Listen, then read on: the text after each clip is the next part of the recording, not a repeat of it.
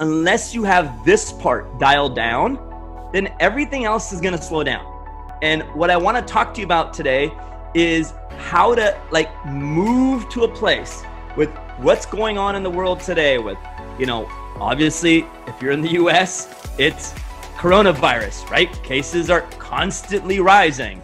Now the president's come out and says, hey, it's probably good to wear a mask. It's going to get worse before it gets better. All of this is happening. I'm in California. Things are shut down. I haven't gotten a haircut in forever. That's why I'm wearing a hat, right? So I don't ever wear a hat on these calls, but this is where we're at. This is where we're at. There's different things going on, right? And there's going to be things coming at you every day. Your team member is apprehensive. They're like, hey, I need to quit. Or like, I don't know if this is for me. Or gosh, is this safe? My question to you is this: what is it in your armamentarium, in your bag of tricks, in your resource bag that's going to prevent you from going down the wrong track? What is it that's going to help you to actually say, hey, I'm going to grow through this time? I'm not just going to go through it. I'm actually going to grow through these times. What is that thing going to be for you? And that's why I want to put this one together for you. I want to go over with you exactly how do you become bulletproof? How do you become bulletproof? And that is a bold statement. And by no means does it mean that, hey, doesn't matter what happens, we're not going to be affected by it. That doesn't mean that. But what it means is that if you look at all these things that are happening in our climate, things are coming at us. I got to find a new assistant. I have this happening with the patient or the insurance company. All of these bullets, quote unquote, are coming at us. How do we navigate through that? How do we manage that? And I can tell you this: you are the common denominator in all this. So I figured, gosh, man, this has helped me so much in my life. I have to share this with you because this will be the thing that will make you really leap to the next level, even during these times, or stay placated or sedated during these times. Now, I say this with conviction because I can tell you this: a lot of times when you have struggles like this, some of the greatest insights, greatest companies, greatest strategies, and delivery mechanisms are born in times of crisis, in times of struggle or challenge. That's when great things come about. But they only come about if we focus on the leader. If we focus on you. We focus on, hey, where am I coming from? Where is my vision with all this? And it's easy. I can tell you this. It is easy to get sucked into other people's opinions and think that, oh my God, maybe they're right. Or maybe I'm wrong. Or maybe I don't have a vision because, God, that sounded pretty good what they said. And it's easy to get sucked into other people's opinions. And you forget your vision. And you forget why you started. And you forget why you got into that business. Why you opened up your own practice. Or why you want to see patients the way you do. You forget that because you think, gosh, oh man, their standards are different than mine. That doesn't make them bad people. That doesn't make them any less. You have to own and reclaim your vision again. Why did you start with this? Why are you doing the things you're doing in your practice? Why is it that way? Why are you seeing patients, aside from just delivering a service or having a business, because we have to be profitable? Why are you doing these things? What was your vision when you first started? Reclaim that. Identify that again. Don't let their opinions, whether it's a staff member, whether it's a family member, whether it is someone close to you, don't let their opinions distract you from your original vision, okay? And I can tell you this right now because it is so easy to say, God, I heard something on the news and I'm distracted. Or, man, I'm not feeling good today and forget it. Whatever it is so easy to do that. And the first place we need to start is, how do we reclaim that vision for ourselves? Because we have it. There's a reason you started. There's a reason you're doing this. And I can tell you this, you don't need the validation of other people to approve what you're doing. You don't need that. You don't need other people to validate your dreams. You got this. If the seed of insight and vision is with you, then also is the capability to make it come to fruition. If that seed of insight and vision is within you, then so is that ability and the capability to make it come to fruition. But how do we get there? How do we get there? And that's what becoming bulletproof is all about. It's not about, hey, you know what? If I'm going to get all these things at me and it's not going to affect me. No, it's not that at all. It's about, look, I know things are coming at me, but how do I actually navigate through this like a leader? Remember this. Look, leaders anticipate while others react. Right? Leaders anticipate while others react. And I want you to think of that because you're the leader of your practice. Now, there's three things. There are three things that are going to make the difference here, right? And if you really want to come to a place where you're optimizing your level of performance, your level of communication, and your level of business acumen, you have to dial out these three things in essence, so that way you can be bulletproof. Because things are coming at you. Things are going to come at you, but how do you navigate through it? And that's what this is about. So I want to go over three areas that if you don't dial out these three areas, then the mechanics that I go over with you, the strategies that we talk about, it's going to be hard for you to implement them. You may feel lackadaisical on getting started on them, or you may feel like, God, I got to do another thing. You know, the biggest resource you have is your emotional resource. If you don't tap into your emotional resource, how are you going to tap into the resources of your team? I know some of you are hiring new team members. I know some of you are training new team members right now. But I'll tell you this, if your team members are looking to you as a leader and you haven't tapped into your emotional resources, how are you supposed to lead them? And that's what this is about. How do you become bulletproof? The first way to do this is this. We're going to lay out three things, and I want you to think about this in this way, and I'm going to do it with you right here. Now, I want you, if you have a piece of paper in front of you, if you have something that you can write on, I want you to write this down on a sheet of paper in front of you, and I want you to remember this, and I want you to stick to this because this is going to make a huge difference. And I'm going to put this down here so you can see, and you can do the same. And I want you to draw this on the paper. I want you to draw this on this paper. And I want you to think of this because this, what we're going to fill in, is the key to becoming bulletproof. That doesn't mean you're not going to have emotions. That doesn't mean you're not going to be frustrated. That doesn't mean you're not going to have periods where you're like sad about things. That's normal. But it's going to mean that you will be able to navigate through this with your best resources. You navigating through a situation as the best you is different than you navigating and just moving through a situation. You know that because you know you've been through a situation with the best you versus the person that just kind of, hippity hoppity moving through something, right? I want you to navigate through any situation with your best version. So the first thing is this. Look at this block down here. This is the foundation. This is the foundation for these two. Write this in here. And I want you to do the same thing. And I want you to remember this.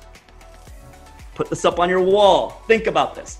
The number one thing, and they've done the research, they've done the studies on this, and before, this was a part of this bulletproof plan. Now, this is the foundation of it. The studies and the research are overwhelming. If you ignore this, you do so at your own peril, okay? So if you ignore this, you're going to be like, and you're going to be wondering why you're struggling.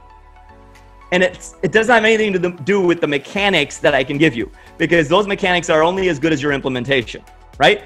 So the number one thing is this, and this is the foundation for everything. Sleep. Sleep. I know some of you are like, Ranesh, is that the magic potion? Is that all you got? Really? I'm on this call and you're telling me to sleep? And the answer is yes, because we know common sense isn't always common practice. We know that, right? But sleep. And I'm going to go over 10 points with you on sleep, and then we're going to fill in these other 2 things. I'm going to tell you this. If you commit to this for the next 6 weeks, it will change your life. It will change your life. There's a story decades ago. There's a woman. She has a little child. And her child is always eating sugar every single day. Sugar, sugar, sugar, sugar, sugar, sugar. And decades ago, and she goes to see the great Mahatma Gandhi, okay? So she travels from her village by foot many miles, and she goes to see Mahatma Gandhi. And she's like, God, she goes there, stands in a massive line, and then she comes up to Gandhi and she says, hey, you're great. Everybody says all these great things about you. You're the great Mahatma Gandhi. Can you help fix my child? All she eats is sugar all day long. All she eats is sugar all day long. Can you please do something to fix this? And he looks at her and he says, come back in 2 weeks. Come back in 2 weeks. 2 weeks later, she's like, fine. She packs things up. She takes her kid with her. She starts traveling 20, 30 miles to go see him by foot. And she finally waits in that long line again. And she comes up to him and says, hey, can you please help my child? I was here just 2 weeks ago and you told me to come back. Can you please help my child? All they do is eat sugar. And Gandhi looked at the lady and said, stop eating sugar. That was it. And she goes, that's all you have for me? And he goes, yes, I couldn't tell you that 2 weeks ago because I was still eating sugar. So my point to you is that if you are going to implement anything in your life, you have to have congruence. I can't sit here and tell you about sleep if I myself haven't optimized it. It would just not be right? I can't sit here and tell you to do these things if I myself haven't optimized it. Me reading about it is not enough. Me becoming it is the beginning. And what I want for you is to become what we're going to go over, so that way you can lead. That way you can lead. Leaders are first, servants first. They serve. As your job as a leader is to serve. Get your hands dirty. I remember many times in my practice, the toilet would clog up. Nobody wanted to clean it. And we needed it fixed right immediately. I would go unclog it. I have no problem with that, because as a leader, that's what you're doing. I'm not saying that that's your role in your practice. I'm not trying to belittle your actions, but I'm saying that as a leader, that's what you do. That's what you do. So let's talk about this. The number one thing is sleep. That is the foundation for these two. Now, I'm going to tell you what these next two are. This one, so S, P, and N. This one here, let's fill it in. This one is physicality.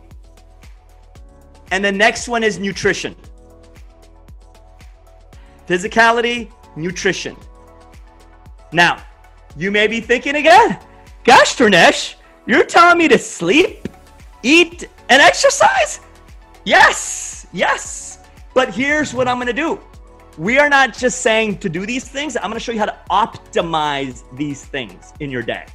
So let's not start with the morning, because we know to master the morning, we have to tame the evening. Just like you, this was my issue. I liked, my morning time, but my problem was I had never tamed the evening. To master the morning, you got to tame the evening. It's almost like if you want to master the start of your day, what are you doing the night before? What are you doing the night before? What is it that you're doing? So my question to you is, hey, let's start there. Let's start with why, and I want to show you this. Why am I really doting on sleep? Why is sleep such a big deal? So I want you to write this down. Look, and if this doesn't have you see why this one thing affects everything, then you're missing the point, because this one thing affects everything. Because I can tell you this, if your health is no good, there goes your practice, there goes your wealth, there goes your potential to produce anything in this world. There it goes. If your health is no good, then everything is out of the window. And I can tell you this because some of you, all of us have gotten sick at some point. And you know that, gosh, man, it is so hard to be productive. So why is sleep so important? Well, I can tell you this right now. With all the research and all the data, here are 10 things on why it's important. And this will convince you to optimize your sleep, which we're going to talk about. So progressively shorter sleep, I want you to take this in, was associated with a 45% increased risk of developing coronary artery disease. 45%. Now, shorter sleep doesn't mean 3 hours. Because you're like, I sleep 6 hours. I'm talking about anything less than 8 or 7.5 hours of sleep. 6 hours or less, 45% increase in the fact that you will develop a heart-related condition, coronary artery disease, right? That's a big deal. Adults 45 or older who sleep less than 6 hours a night are 200% more likely to have a heart attack or a stroke during their lifetime as compared to those sleeping 7 to 8 hours a night. So if you're like, okay, I'm in that midlife area where, gosh, I don't feel like I need a lot of sleep, but if you are sleeping 6 or less hours, you're 200% more likely to die from a heart attack, because sleep loss pumps up blood pressure in the entire body. The entire body. You lose sleep, your systolic blood pressure goes up. And I'll give you the resource on all this once we get over it. So you can read it for yourself as well.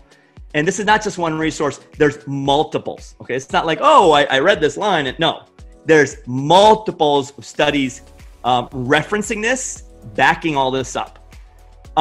So just one night of sleep deprivation, one night, speeds up the heart rate, and that can increase your systolic blood pressure, right? And by the way, if you're thinking, gosh, maybe these studies, Ranesh, maybe they were done on people that were, immunocompromised, or they weren't fit, or people that were already, not sleeping well. No, these studies were done on young, fit people, okay? People that are young and fit.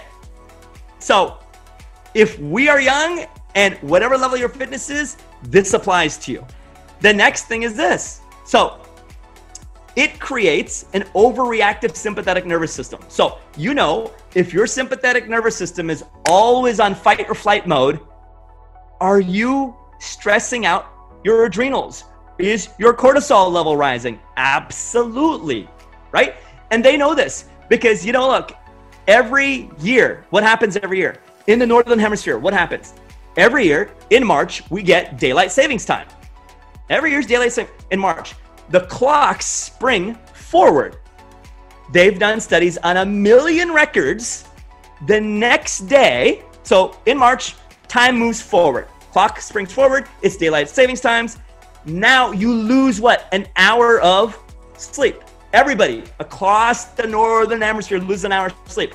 The next day, heart attacks spike across millions of records.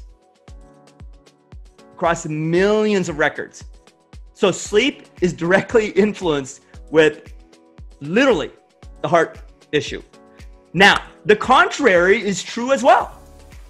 In autumn, where the time goes back, and you get to sleep in an hour more, the next day, the heart attacks dip. They dip the very next day. And they've based this off of millions of records, health records. So this is not data that is hard to get when you have institutions that are publishing their records like this, right? What is it to statistics? The next day it dips. So I'm gonna tell you this right now. Sleeping 6 hours or less is likely, at worst, to kill you, right? Now, you may say, okay, Ranesh, that sounds very dismal. You know, what are some other areas that are not as crazy, but are more related to performance, right? Well, if you are interested at all in testosterone, sleep loss ages a man's testosterone by 10 to 15 years and shows a significant dive in testosterone levels when compared to when you're rested. When you're rested, right? So if you're rested, your testosterone level is gonna be higher. Now, if you're like, oh, what about the women? Same thing. Follicle stimulating hormone, same thing. All your reproductive hormones, reproductive organs, and actual physical attractiveness, men and women, were all reduced by short sleep. And they did a study on the physical attractiveness part, where they actually took a group of people and they took a picture of these individuals that had slept 6 hours or less for the last week versus those that had slept 7.5 hours to 9 hours. The people that were well rested, same lighting condition. The picture was taken at 3 p.m., same exact condition. On a unbiased evaluation, the people that took the pictures that were well rested came across looking better in the pictures versus the ones that were less than 6 hours. Fascinating. Back in the day, they used to think, hey, these are some of the pillars of health. Your sleep, your nutrition, your physicality. It's not that way anymore. It's like, this is the foundation which everything bakes on top of. Everything bakes on top of. That's why I put that down in there, because it's like, this is the foundation. So, gosh, okay, this is enough. Like, if this isn't convincing enough, then a few more here. This is going to be a good one, especially for the times that we're living in. If you sleep less than 6 hours or less before becoming exposed to the flu virus, you're 50% more likely to get infected with it than if you were well rested. So let's say you slept, 50%, 6 hours or less. Flu season comes around. You're 50% more likely to get infected with the virus than if you're well rested. That's it. Well rested, it's 18%. So you choose. Which one is it?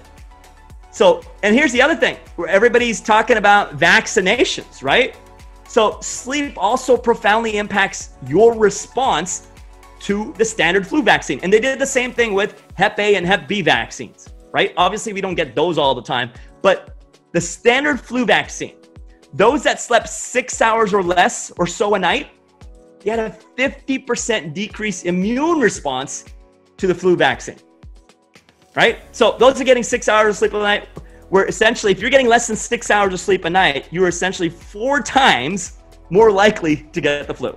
4 times more likely to get it, because your immune response also dives. So you get vaccinated, the amount of antibodies and the quality of those antibodies that are produced by your body in response to the vaccine is 50% less. So if you're going to get the flu vaccine this year, make sure you're well rested before you get it, because it will affect how your body produces antibodies and how it uses that vaccination to shield you from the actual flu coming at you. Same thing's going to happen when they come out with the corona vaccine. It's the same thing. If you're not well rested, the immune response goes down by 50%. Now, here's the other thing.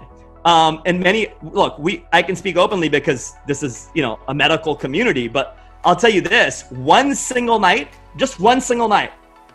right? One single night of 4 hours or less sleep decreases your natural killer T cell response by 70%. Your natural killer T cells are responsible for breaking through the cell walls of cancer cells. We all have a certain amount of cancerous cells that have gone AWOL in our body. They're floating around. But one night of sleep, that's 4 hours or less. Like you go to sleep at, 3 o'clock a.m. and you wake up at 7 a.m. You think, okay, I'm fine. That decreases your natural killer T cell response by 70%. Same thing if you're talking about cognition. Well, if you're talking about cognition, what happens is your short-term memories have to go to your prefrontal cortex and have to be converted into long-term memory. That process is severed, going from short-term to long-term with a lack of sleep. So you may be thinking, okay, Ranesh, I'm in, I get it, stop. I know, okay, I need to get sleep. I get that. So how do you optimize your sleep? Because I say this just saying I'm screwed. No, you're not. But look, awareness of the problem is the beginning of the solution, okay? Same thing with anything in your offices. The minute you become aware, it is the start of becoming enlightened to find a solution, all right? So what's the solution?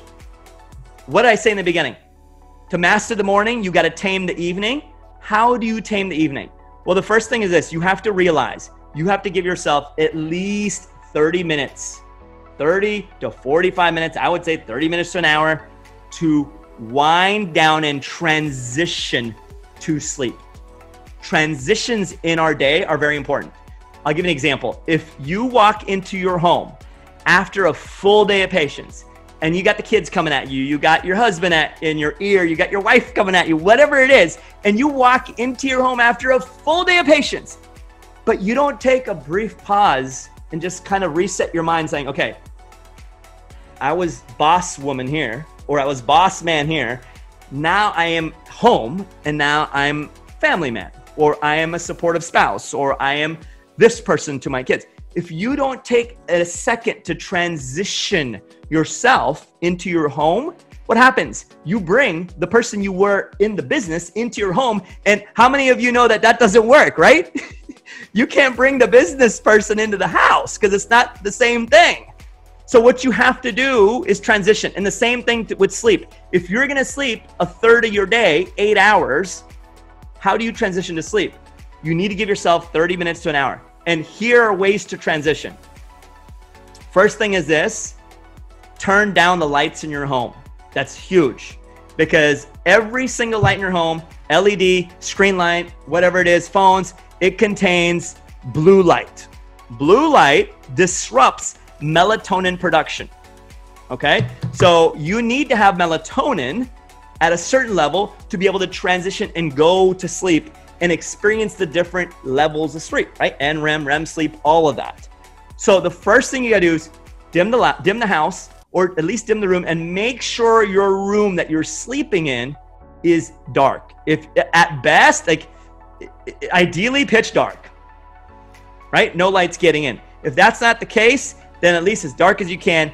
And if you're really gonna optimize this, keep that sleeping temperature around 68 to 72 degrees. 68, 69 is ideal because your melatonin production will increase and be more reactive to transitioning you to sleep when your body's cooler. That's why they say, hey, don't do these crazy workouts at night because it's not going to help you transition to sleep.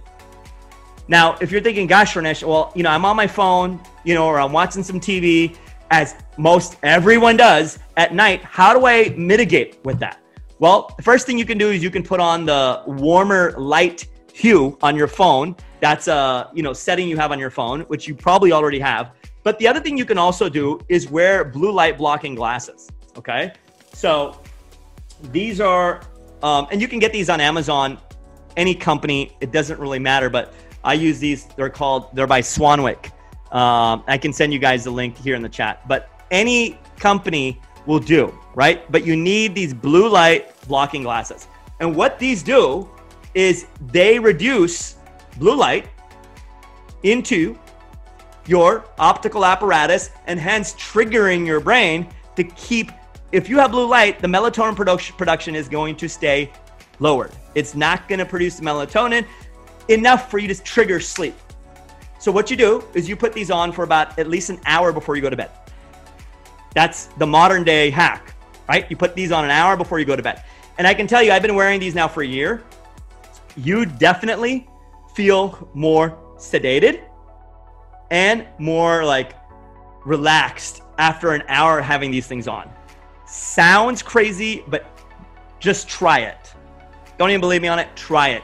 You will feel calmer. Now, the hue and the colors on the TV will not be the same because blue will look like green, green will look like green, and Fema says, yes, they work, right? So she got hers, got mine after the last class. So yeah, I talked about this a few classes ago. Get these, wear them an hour, at least an hour before, right? Set your bedtime. The sleep you get at 10 p.m. and you start sleeping at 10:30 is different, even if you slept 8 hours, than the sleep you're gonna get if you went to bed at 1 a.m. Because our bodies, as much as we try to fight it, we are part of nature. And the circadian rhythms of nature predicate that, hey, our human systems, if they're more in line with the natural systems, we will be healthier. And going to bed by 10:30 and sleeping till at least 7.5, 8 hours. So you could do the math, 6, 7 o'clock. That is the healthy time slot. Now you may be thinking, okay, great, this is great, Ranesh, but this will help your team too.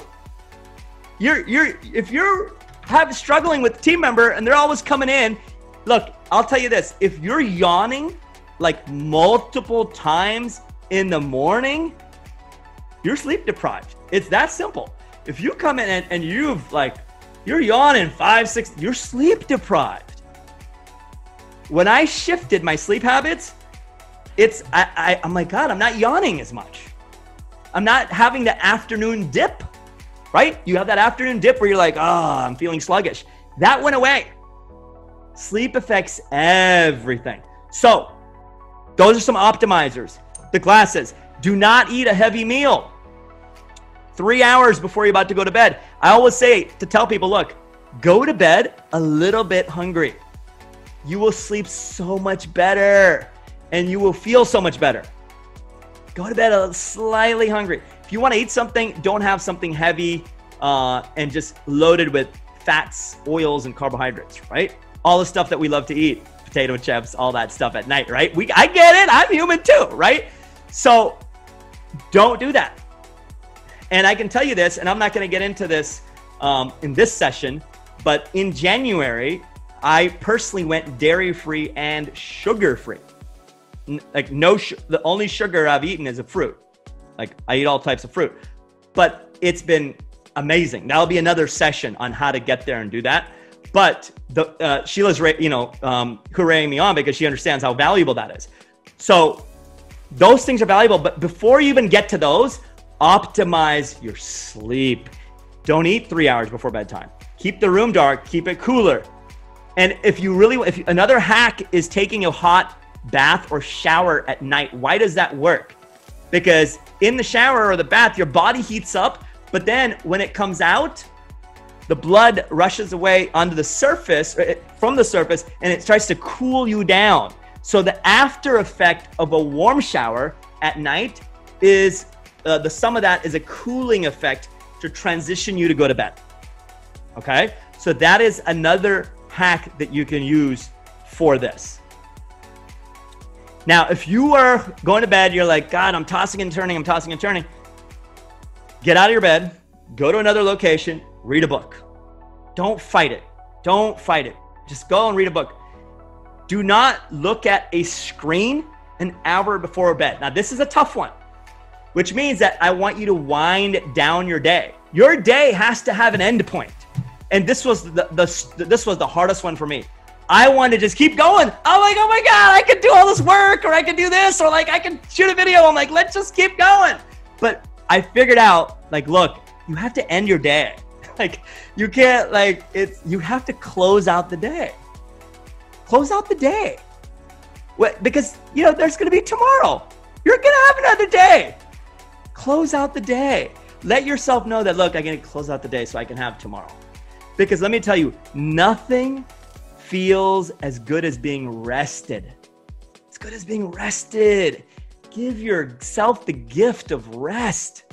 It's a God-given benefit that we all have access to. If you're not rested and you're working so hard, what's it all for? Because you've been through your days when you haven't been rested, and it sucks. It's not fun to go through a day unrested. So give yourself the gift of that rest. Now, those are ways to optimize sleep, all right? And to transition into sleep. And make sure, I can tell you the number one thing out of all of these is make sure you're going to bed at the same time every day, even the weekends. If you want to optimize this for the next 6 weeks, like I said, weekends too. Weekends too. So for me, it is 10:30. That's my thing. Not anything earlier, it's a bonus, 10:30. And I'll be off of devices like 30 minutes before that. 30, 40 minutes. If I can do it for an hour, I'll do it for an hour. And I don't use TV to sedate myself to go into bed. I don't have a TV in my bedroom. I don't feel like that is the right place to absolutely. The bedroom is to rest, recover, sleep, connect, whatever you're going to be. It's a spiritual place. So give yourself that. 8 hours of your day is spent there. And if it's not, it should be spent there. Because everything else that you experience in your life, just trust me on this, everything else you experience in your life will become more colorful, more vibrant, more fulfilling the minute you infuse sleep and rest into your day. So many of you are not giving yourself that chance. You are depriving yourself from a better life, from a free thing you can do. So what about the next two? What about physicality and nutrition? Now, this is the base. Sleep is the base. Physicality is essentially, how do you move your physical body? What do you do with it when you get up? How do you activate it to harness the day? You have to be activating your body before you run into the day. Do not ever run into the day before activating your body. Now, there's so many ways to do this. Some of you, that is, hey, meditation. Others, it is, hey, you know what? It's my workout. For others, it's a walk. But I can tell you this, whatever it is, I want you to get 20 minutes of sunlight in the morning. It tells your body that the day has begun. Things are waking up. It ties you into the circadian rhythm. And what I also want you to do is, you remember, when you wake up in the morning, you are dehydrated. You haven't eaten or drank anything. But I want you to, the first thing at minimum, drink 16 ounces, which is pretty much right here. This tells me I got 16 ounces of water, which is this much, upon waking up, with a pinch of lemon in it. All you got to do is squeeze lemon into your water. Why do I say put lemon into there? Because lemon has a metabolic after effect of building alkalinity in your body, all right? And the more alkaline and more consistently alkaline your body is, the less likely viruses, bacteria, fungi, all these things can thrive in there, right? So easiest thing, cut a lemon, squeeze it right into your water, nurse that water, drink the water. Before you even have coffee. If you're a coffee drinker, do it before your coffee. Personally, I don't drink coffee, so that's one thing I'm not, into. But this will change the game. Hydrate your body. Now, you're like, okay, Ranesh, what do I eat in the morning? What do I do? Well, I can go on and on this, but I've based a lot of the stuff on, if you want to cleanse your body and you want to feel rejuvenated, then really you should not be eating high fat foods in the morning. Because what happens, your liver has to secrete bile. Not your liver, your gallbladder has to secrete bile, right? And the whole detoxification sequences in your liver amp up.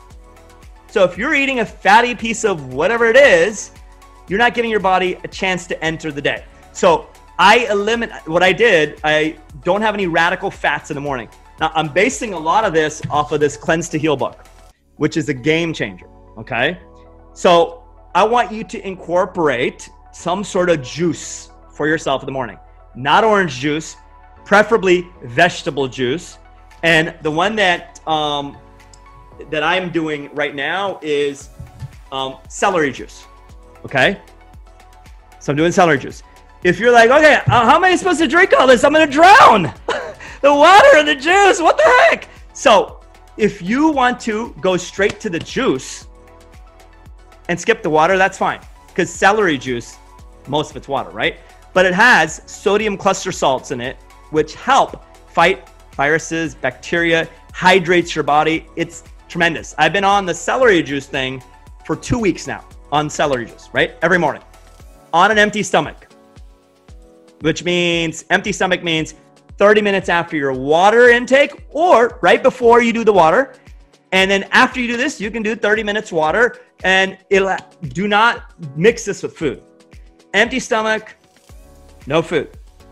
That's how you're going to get the benefits. If you want to know more about this, then this is a great book by Medical Medium. And so is this big one here, which is awesome. Now, what have you done? What have you done? Because I want you to ask yourself this. When you're eating these foods in the morning, I want you to ask yourself, how much of what I'm eating, think of this, is nutrient dense? How much of what I'm eating is nutrient dense? If I eat a piece of toast, is it nutrient dense? No. It's wheat and carbs. There's no nutrients in there. If you have a peach or a mango or something with a bunch of nutrients in it, isn't your body, just common sense, gonna wake up better? Isn't it going to react and acclimate better? It's going to get the nutrients. How much of what you eat is nutrient dense versus nutrient dead? 2 strips of bacon are nutrient dead. You're eating a dead, it's nutrient dead. Wake your body up the right way. Get that sunlight. And now what I said was activate your body, which means move. Now, if you're like, okay, Ranesh, I have, an issue with my ankle. You can still do stretches. You can still do, something for your core. You can still do some form of yoga. You can do all of that stuff. You can still do all that. Activate your body. Do not go into work if you haven't activated your body. I can tell you this, you will not have the same level of vibrancy or energy with your team. You'll walk in, you'll just be like, it'll be a lower level of you. Activate your body. Take a walk around your neighborhood. Walk around wherever you're at. Stretch, even if you have 5 minutes. Get outside, get some sun. And some of you are like, I don't get any sun. Well, listen, everyone gets sun. It may not be the sunlight that you get in the Bahamas, but everyone gets sun. Otherwise, we wouldn't have daylight, right? So get outside, stretch, do something, work out, push-ups, go for a walk. Give yourself these things. This is how you become bulletproof. When you mix the sleep with the physicality and the nutrition aspect of it, which we talked about, which I kind of blended in here in a sense. I blended that in because that sleep and nutrition and physicality is kind of like, okay, what am I doing physically? That's what I'm doing in the morning. 20 minutes of sunlight. walking, moving around, activating my body. What can I do to activate my body? I can stretch, I can run, I can increase my heart rate to 100 beats per minute, right? I'm breaking a minor sweat. These are things that I can do. If you are not breaking a little bit of a sweat, you don't have to be pouring or drenching, then you haven't activated your body. And stretching can do that too. Stretching can do that too, right? Look, what good is it to optimize your office if you can't experience an optimized state of being? Right? We're all here trying to optimize our practices. Gosh, we need to optimize our, if we can't experience an optimized state of being, what good is it? What good is it? And to experience this, it doesn't cost you anymore. Right? It doesn't cost you anymore. Nutrition. Nutrition. Now, this is a big topic. I don't want to dive into this and get lost in it, but the number one question to ask yourself is, am I eating something that's nutrient dense or nutrient dead? Which one is it? Which one is it? If you're eating something for lunch, protein based, are you pairing it with a salad? If you're like, God, I don't know where to get lunch. There are many services out there that now will deliver healthy lunches to your doorstep. Many of them. I use one called Thistle. They literally deliver the food that's like, it's designed, there's counts on it, there's protein. It tells you what it is right to your door. There's vegetarian ones, there's whatever is your preference, it's there.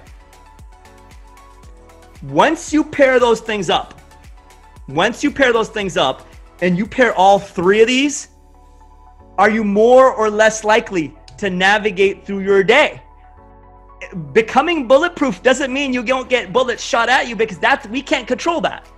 But when things happen to us, if we are sedated from a lack of sleep, bad nutrition, and no movement, we are not the best organism for dealing with anything. We're not. Right? And I could lastly say with the nutrition part, which we didn't dive into as much because it's a whole big game with that. And I can share with you my journey on becoming dairy-free and sugar-free and how that's helped. But I can tell you the one thing is hydrating yourself. Hydrating yourself. If you're not making it easy to stay hydrated, you will become dehydrated.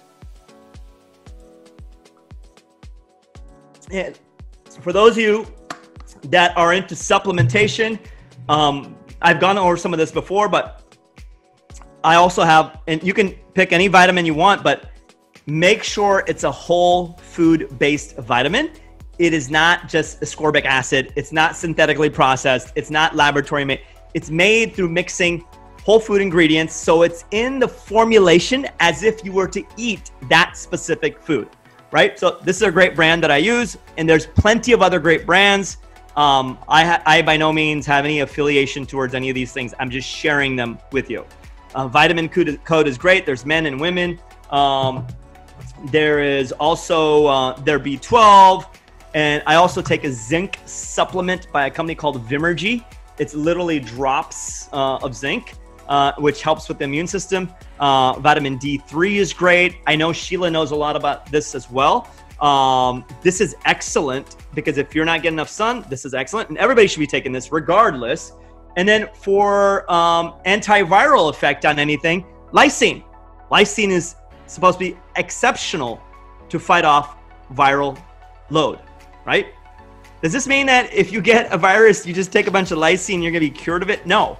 What we're trying to do is become bulletproof, which means that if something does happen, we can navigate our way around it.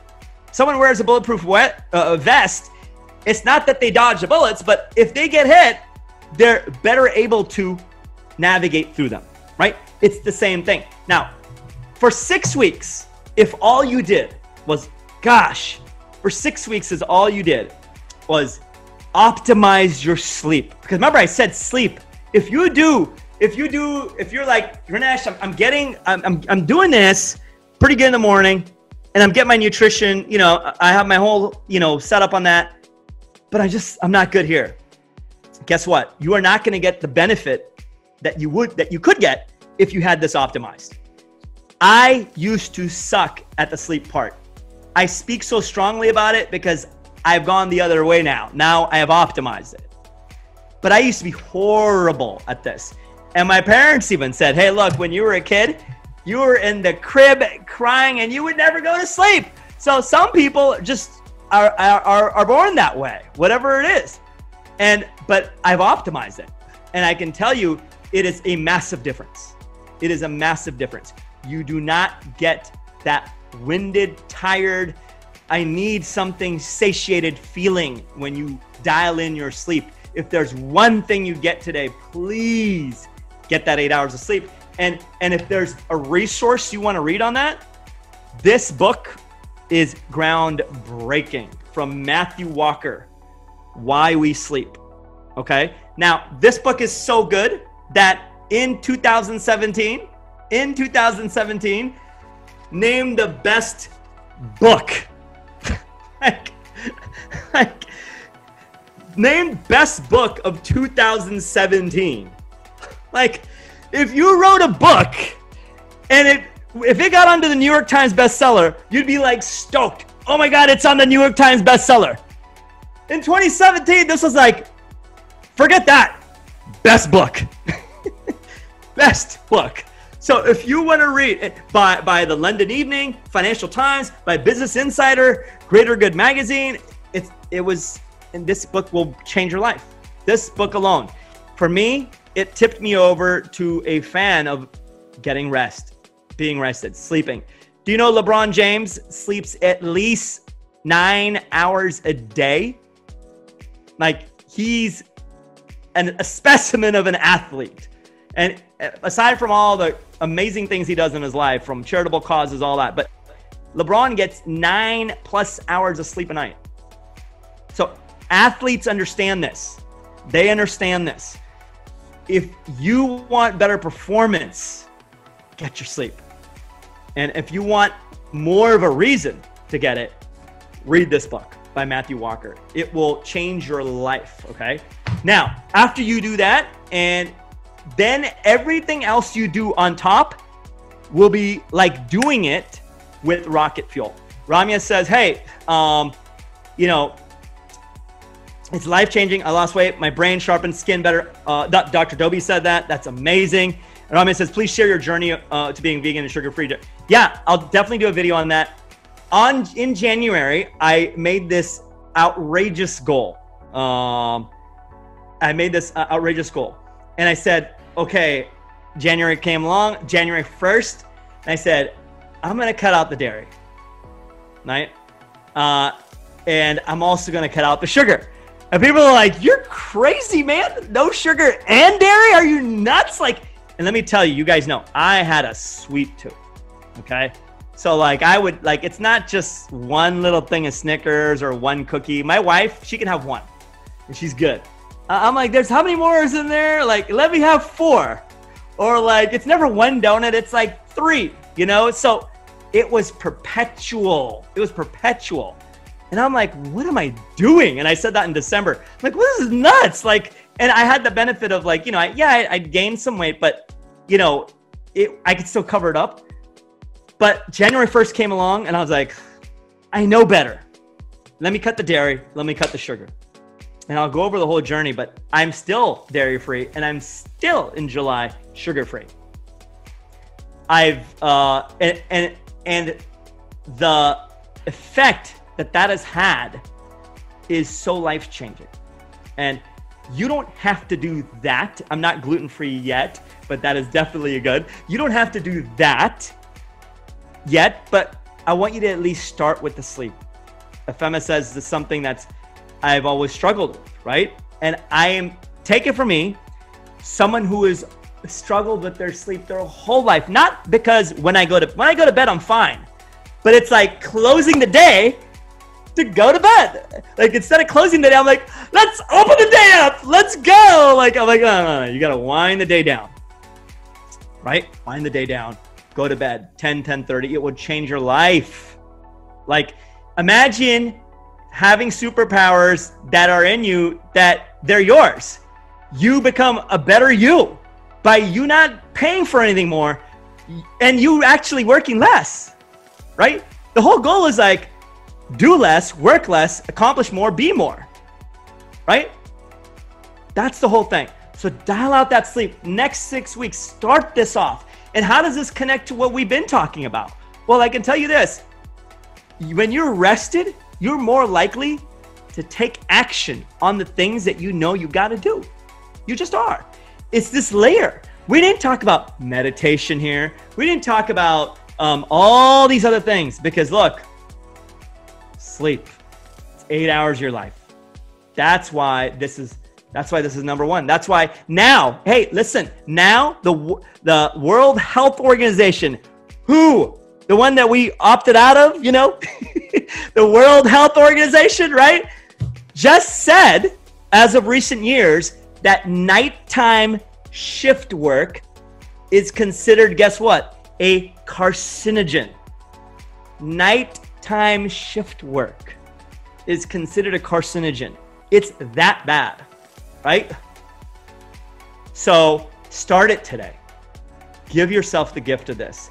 Come back. Let me know how things went in 6 weeks. It will change your life. And then you'll be like, God, you know what? I'm going to do a little vegetable juice in the morning. Maybe I'll have my celery juice in the morning. Now I'm doing about 16 ounces of celery juice every morning, empty stomach. What's better? Starting your day off, Dr. Dobie knows, with fresh living foods or 2 strips of bacon. You figure it out. I mean, it just common sense. Living foods. Living foods. If you want more life, take it in. What's better? It's common sense, right? Sometimes we get so swayed away from the goodness that is right in front of us that we forget on what we should be doing on a daily basis to optimize ourselves. Dr. Krishnamurti, I remember her saying, I think it was a few calls ago, she goes, 80 or 90% of it's mindset. And the other 10 or 20% is mechanics. Now, if 80 or 90% is mindset, and you buy into that, which I think definitely it is, then wouldn't it be great to optimize everything in your life that can enhance that mindset? You go to do anything with your partner, your family members, anything. And if you're feeling good, doesn't the thing that you do become more fulfilling? Yes. Versus if you're constantly yawning or placated or just lethargic. Look, your life is the emotional vibrance you bring to it, right? We're all wanting this goal. And we think that when we get to that goal, we're going to have this emotional breakout session. No. What we're going to have when we achieve that goal, which you will, is this place that you are emotionally right now. The place that you are emotionally right now, that's what's going to keep going. So unless you shift that with optimizing these things, then emotionally you're going to be at the same place, right? If you want to lead your team, if you want to be an example for a better business, a better level of service, a better level of vision, these are things you got to optimize. These are things we got to optimize. It's not about come see me, here's the blue pill or the red pill, right? It's not about the pills. It's about this stuff. So I wanted to put this out there. I hope this was helpful for you. I know it's different than what I usually talk about in our group, but I have felt such great benefits and outcomes in my life. It would be a disservice if I didn't get them out there to you, because maybe there's something I'm hoping you can take all 3 of this from this session.